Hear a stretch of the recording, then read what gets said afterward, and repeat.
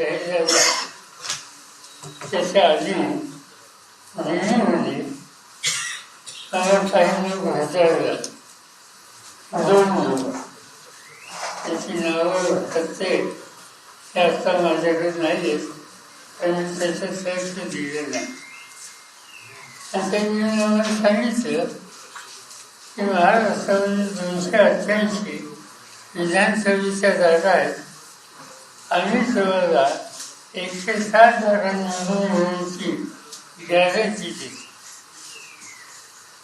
मला आश्चर्य वाटतं आणि स्पष्ट सांगायचं म्हणजे त्यांनी जरी सांगितलं गॅरंटीचं तरी निवडणूक आयोग या संस्थेच्या संबंधी माझ्या मनात काही शंकेची स्थिती नव्हती आणि म्हणून असे लोक भेटतच असतात म्हणून त्यांच्याकडे मी त्यावेळी दुर्लक्ष केलं.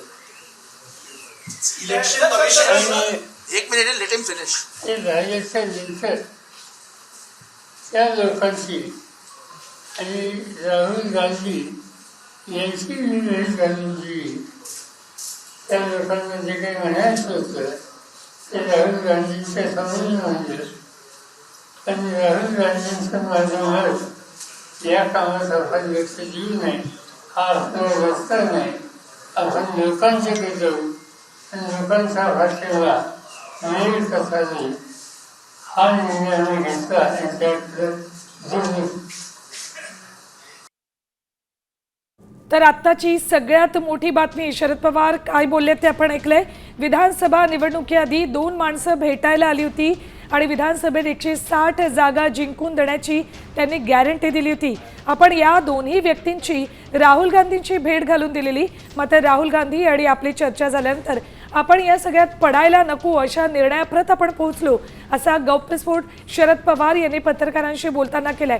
तिकडे इंडिया आघाडीच्या बैठकीदरम्यानच राहुल गांधी यांनी एक प्रेझेंटेशन सादर केलं होतं आणि निवडणूक आयोगानं मतांची चोरी कशी झाली याचंही प्रात्यक्षिक दिलं होतं.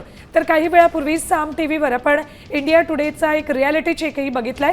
बंगळुरूमधल्या एका 10 चौरस फुटाच्या घरामध्ये 80 नोंदणीकृत मतदार असल्याचं समोर आलं होतं. निवडणूक आयोगाच्या वेबसाईटवर हे मतदार दाखवले होते एकाच पत्त्यावर. मात्र रियालिटी चेक दरम्यान एक व्यक्ती महिनाभरापूर्वी वेस्ट बेंगालमधून तिथे राहायला आल्याचं समोर आलं.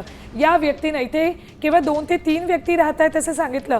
तर कॅमेरा पुढे हे घर अगदी छोटंसं आहे आणि ते फार फार तर 2 ते 3 जणच राहू शकतात हे उघड झालेलं आहे. थोडक्यात मतांची चोरी झालेली आहे हा आरोप जो राहुल गांधी करतायत त्यात तथ्य आहे हे या रियालिटी चेकमधनं समोर आलंय. मात्र शरद पवार जो गौप्यस्फोट करतायत त्या 2 व्यक्ती नेमक्या कोण याबाबत अजून तरी सत्य पुढे आलेलं नाहीये. मात्र प्रवीण दरेकर भाजपचे नेते आपल्यासोबत काँग्रेसचे नेते नाना पटोले त्यांच्याशी आपण बोलूयात. पटोलेजी, शरद पवार यांची प्रतिक्रिया आपल्याला कळली असेल.